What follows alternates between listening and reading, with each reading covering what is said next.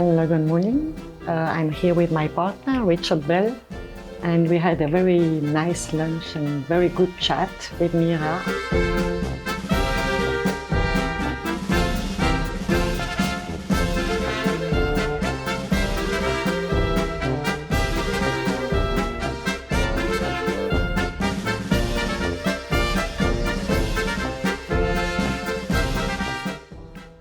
What makes Switzerland to put so much money in? It's millions of euros you are putting in this country.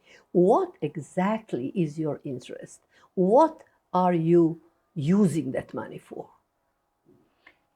Well, you see, we started in the 90s during the war with humanitarian aid. This was the major goal for Switzerland, to show our solidarity during hard time. And then this solidarity, and they were millions, as you said, has evolved into a high-tech program, a development program, which is now basically 20 million euro per year over 35 years. And that program shows two things, two strategic thinking from Switzerland. One is that we want stability, peace, and prosperity in the Western Balkans, and Serbia is, of course, the biggest player in the Western Balkans. And the second one is that despite the fact that Switzerland is not an EU member, our project, the projects that we fund, are helping Serbia in its accession path towards the EU. This is why we have so much invested, and we are still investing so much in Serbia. From the state-wise, then we have also the private companies, 600 in Serbia presently.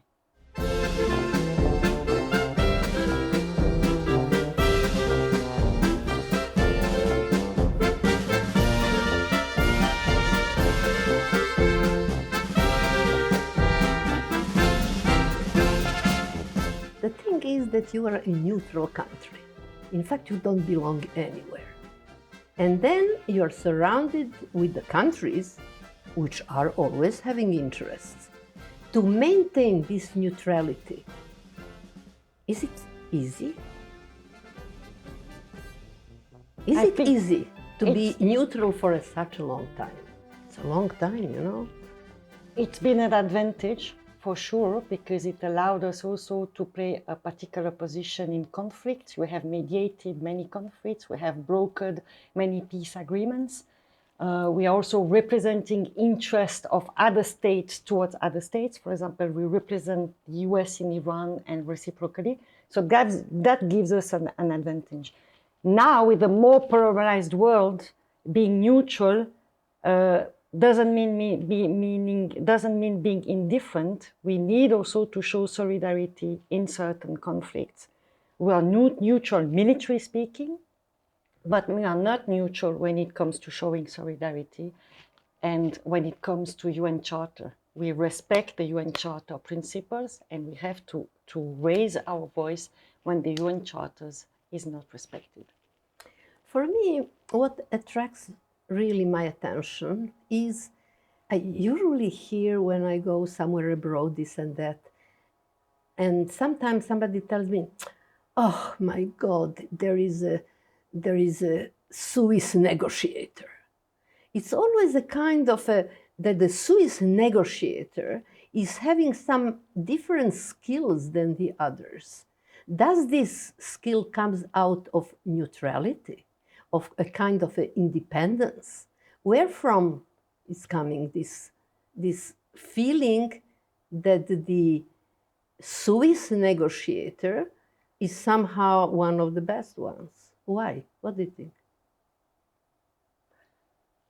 Negotiator, not mediator.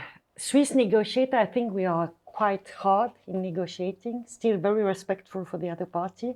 It's probably due to the fact that we are not a member of any bigger alliances. We have to take care of ourselves.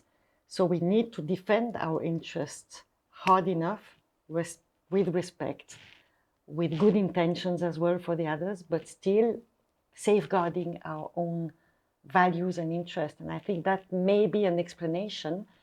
But I think the Swiss mediators have specific skills that others do not have. And also by acquiring experiences over decades of mediation, we have, of course, developed specific skills. I think that makes maybe some part of the explanation.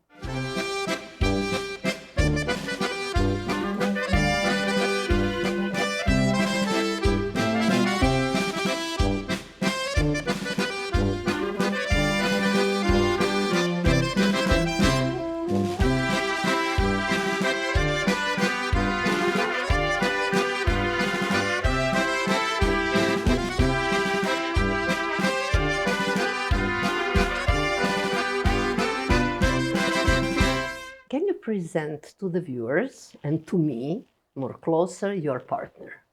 We are seeing a gentleman with I have a feeling after the lunch, with a very nice biography, with a very nice CV indeed. So, who is he? So we met in Abidjan. We were both ambassador. Richard Rick was ambassador of the United States to Ivory Coast, and I was Swiss ambassador to Ivory Coast. We arrived, incidentally, the same month, September 2019, and we got to know each other, and then we fell in love. And he's a great person. He served mainly in European countries, in Middle East countries, and in Africa.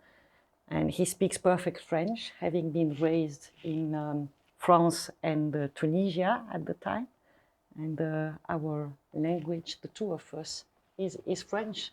And it's been, it's a beautiful relationship. I'm very glad he's now with me as retired ambassador with me in Serbia.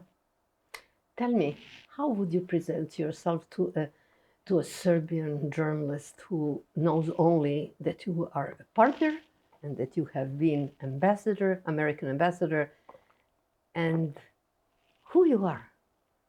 Well, I'm in Serbia because I'm her partner. And it's a real joy for me to be here. I've had a very international life. Serbia is the 20th country that I have lived in since childhood. I was a career diplomat for over 30 years. And before that, I was a Peace Corps volunteer.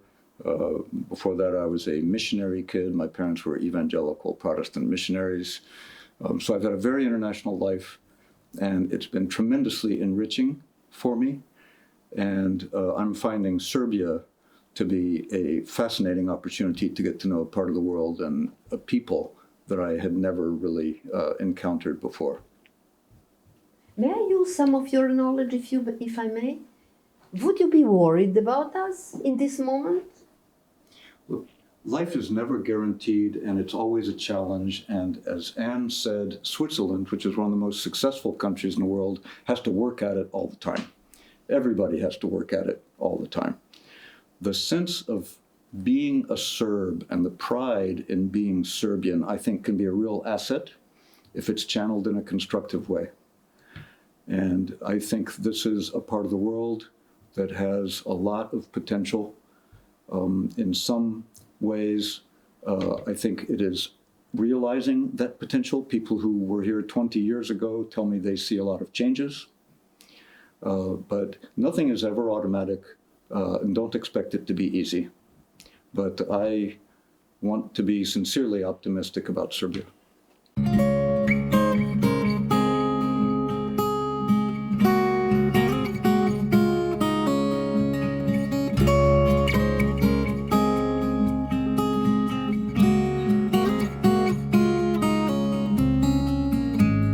The money which is put in Serbia, your government is deciding to go to the healthy life here.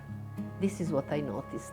Paying attention to the clean water, to preserving the woods, to preserving everything what is nature. Is it a tradition of Switzerland in a way? Not necessarily. We go according to needs, and indeed biodiversity and anti-pollution measures and so on are part of our cooperation program. But we also have private sector measures, support to SMEs, for example, support to innovation system, IT system, and we have also a governance pillar in our program. So there are the three pillars, you have mentioned one, two others. Usually we have three main areas of work, then divided into specific projects. Which is the project which is attracting your attention? At the moment, yes, two flagship projects. One is a project linking small Serbian companies, like a strawberry producer, to be able to market its product and sell his product to big companies. So that project is being funded by Switzerland and help these linkages between small Serbian companies and big foreign companies. And the second project is the support that we give to the science and technology parks. There are 3 parks in Serbia. where startups and small companies, IT companies, can grow. One in Belgrade, one in Čačak, one in Niš. And Switzerland has been supporting these 3 science and technology parks for 10 years, and we are now about to launch the new phase of support.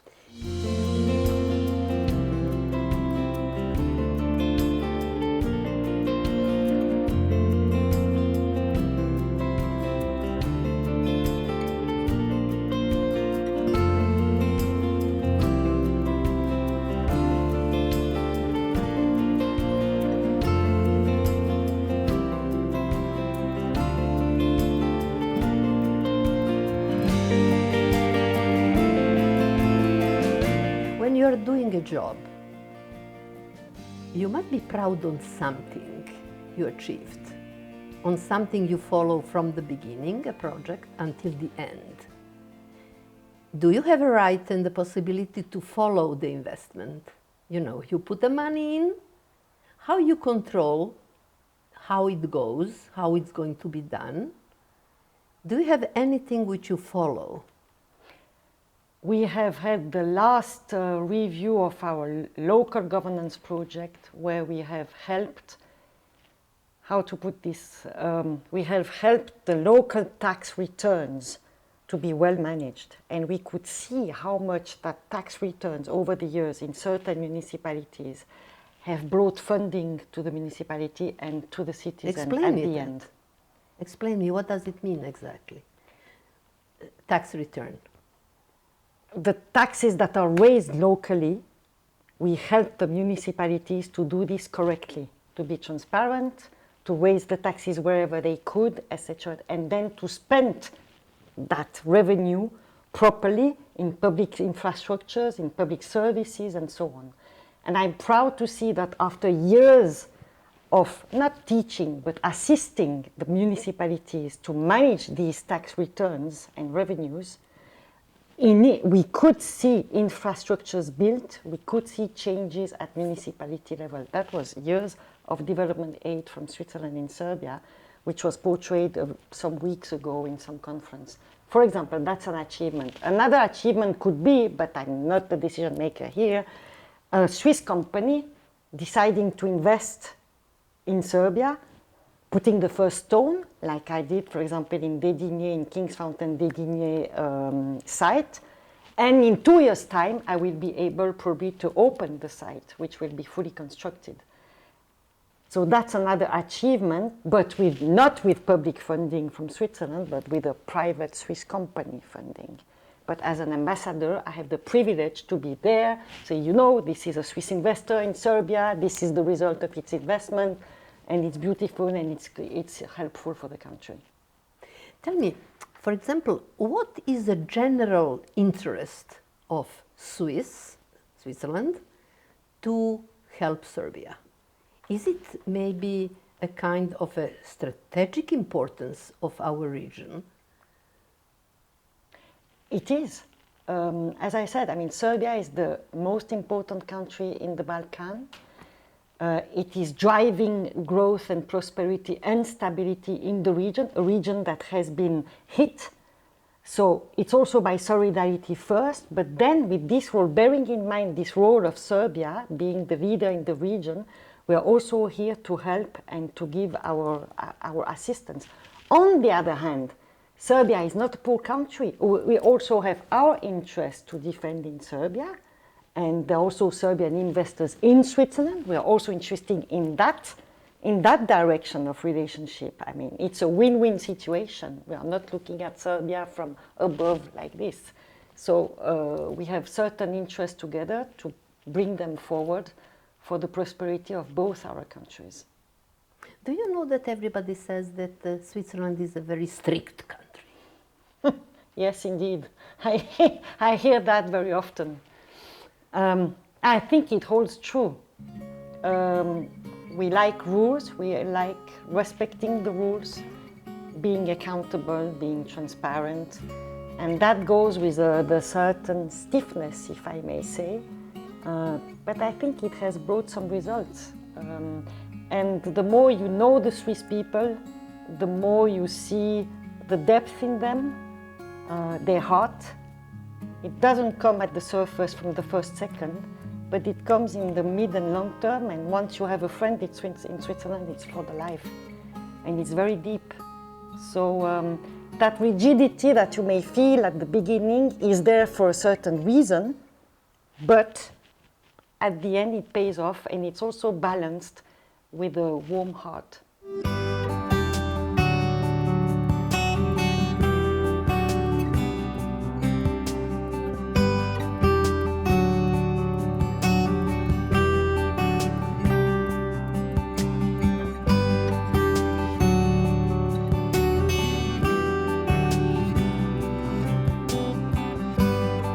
So one of the first things that happened after I arrived at Abidjan as the US ambassador was I started asking other ambassadors if I could come make courtesy calls on them. And at the same time, because Anne had just arrived in Abidjan at around the same time, she asked if she could make a courtesy call on me.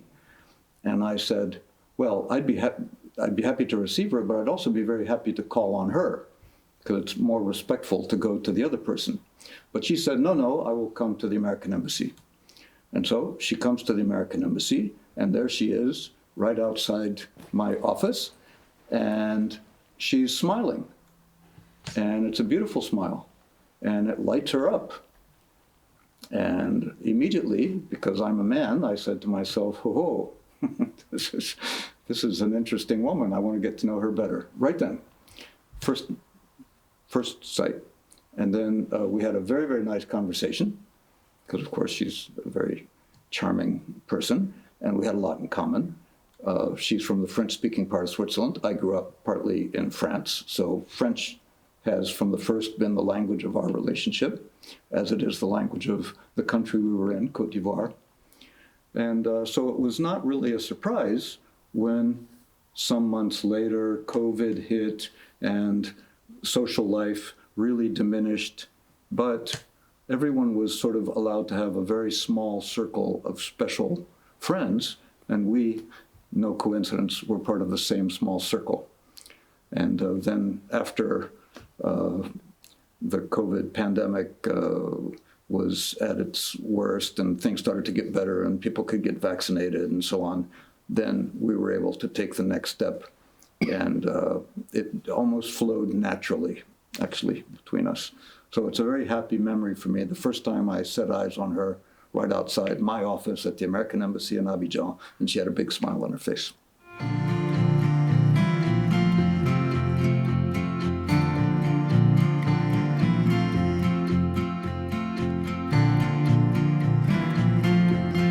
You wanted to go to Africa? I had already been in Africa, and I was head of the Africa division had been for 6 years, so it was natural for my minister and my government to send me to Africa, because I had this very extensive experience. And I was very happy to go to Abidjan, because this is one of the best places, frankly speaking, in West Africa and even in the continent. And I was accredited to 5 countries, not only Côte d'Ivoire, but 4 others, which made the work very interesting. I mean, life in Africa can be very gentle and nice, but you sometimes have military coups happening in countries, and they happened in countries where I was accredited, but I wasn't living there. But yet I was responsible for the Swiss community living in those countries, like Burkina Faso, like Guinea. And when a military coup happens, you immediately have to think, okay, how do I protect the Swiss community? How do I inform them? How can I evacuate them? With whom shall I work? With which other embassies can I work in order to help my community? So that happens a few times that I had to deal with that. The other, which was mentioned by Rick, was the COVID crisis. In Ivory Coast, the border were closed during 3 months, but completely closed. We couldn't go out. So we had emergency planes coming to pick up the Swiss tourists or the Swiss community living in Ivory Coast if they wanted to go back to Switzerland during COVID. I recall we had our emergency plane coming to the airport in Abidjan. It was closed. Air conditioning was not functioning in the airport in Abidjan. I mean, a civil airport, as big as this one in Belgrade.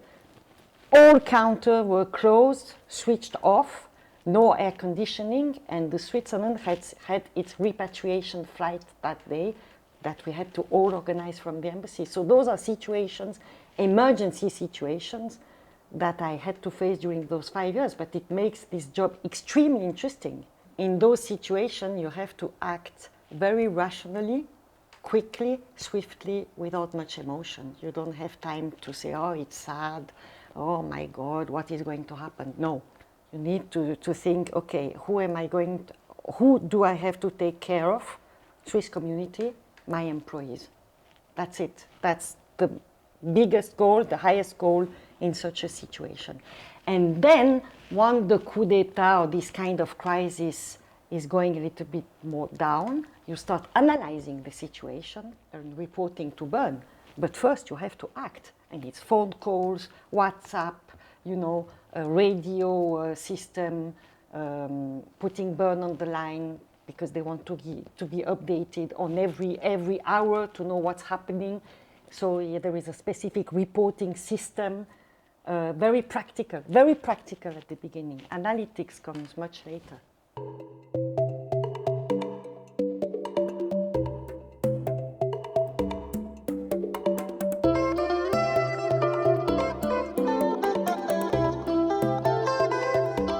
I have been a part in my life of a certain negotiation or meeting or something where not things always were pleasant, you know. And I recall that the people from Switzerland, they have a kind of a vocabulary which, if you analyze the vocabulary, you can, if you are very careful, you can find a real message. Usually the messages which were sent out were not kind, but it was done on a very soft way. Is it an art to send a message to get what you want without hurting anybody? Do you learn that, or this is in the nature of Swiss people? I think it's due to the spirit of compromise that we have in all the level of the society and the political life. We do dialogue with each other, and we do listen to each other. I think those are values that are probably entrenched already in the early education system, but that goes beyond in the working life and the political life. So maybe what you have heard from these people comes from that mentality. Never refuse dialogue, enter into dialogue, and just listen to the other. I think that's very important. The fact that our 7 ministers rule by consensus explains very explicitly that spirit. They need to find solution together. Do you think that your people are peaceful, nice, easy to manage? This is what I'm hearing from observers and external people to Switzerland. What they say? That people are calm, peaceful. Our history, we had the kind of civil war in the 19th century, so I cannot say that there was nothing in Switzerland. But compared to some other countries, many other countries, we were privileged by having just that little episode of civil war in 1847, before the big constitution in 1848. But I don't like to say that we are more peaceful or better than the others. You know, I think everyone on this earth plays its role, and my country is doing fine, but I don't want to patronize and give lessons to others by saying that I don't know, this is not the way I approach people and my work. But do you think that you are more discreet than the others? Maybe, yes. More introvert. It goes with introversion. For probably. example, if you want to say that certain money is safe. Usually they would say Swiss bank. It's 100% sure. You know, even my grandfather, you know, if something is sure, then it's a Swiss bank. Like, if this is, you know, safe, then it must be in a safe in the Swiss bank. You have a painting and you want to be sure that it's going to be there, sure, it's the Swiss bank. You heard that? That it's a kind like a kind of a proof that this is discreet and that never going to be said anywhere, this and that. This is what I heard. This is the people are thinking that way. People are thinking that way, but you also have to bear in mind that Switzerland had to comply with many international regulations, OECD, AFTI, GAFI regulations and others, which make these assertions less relevant, if I may say. We are very reliable, but banking secrecy is no longer applied in the country with those new regulations. So things have changed. But we are still very reliable in all economic spheres, not only banking. Our industry is very successful because it's doing very high quality, high-tech products, is being efficient and reliable. I think that's valid for everyone. Do you think that you are a hard negotiator?